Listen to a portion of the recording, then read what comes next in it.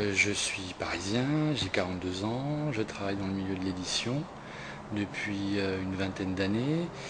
Et alors l'édition en tout genre, guide pratique, pas forcément littérature. Par contre, à côté de mon activité professionnelle, j'ai toujours mené de front une activité littéraire, c'est-à-dire j'ai commencé assez tôt à écrire des contes, des nouvelles.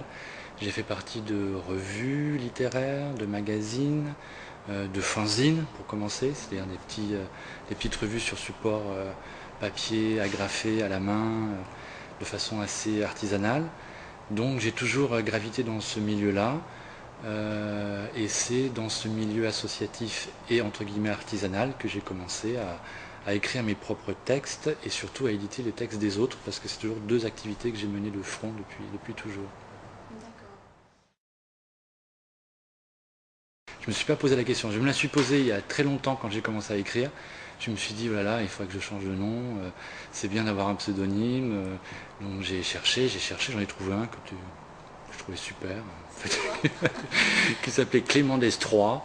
J'imagine que c'était Destroy, Destroy, c'était le côté voilà, post-ado, etc.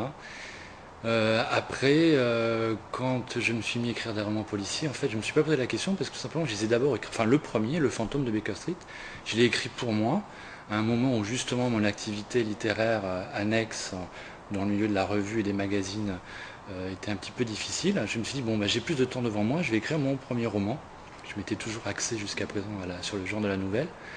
Et mon premier roman, c'était Le Fantôme de Baker Street. Je l'ai écrit sans avoir l'éditeur à qui l'envoyer, donc je ne me suis pas non plus posé la question du pseudonyme. J'ai fait une sortie papier, j'ai envoyé ça à 3 éditeurs, patatras, j'ai un gros éditeur qui me contacte tout de suite pour me dire est-ce que vous êtes disponible, on veut vous prendre tout de suite. Alors, donc je ne me suis pas vraiment posé la question, et puis à ce moment-là, passé 40 ans, la question du pseudonyme c'était un petit peu... ça ne se posait plus. Voilà. J'avais réglé mes comptes avec mon histoire personnelle, donc ça allait. J'étais plus d'équerre.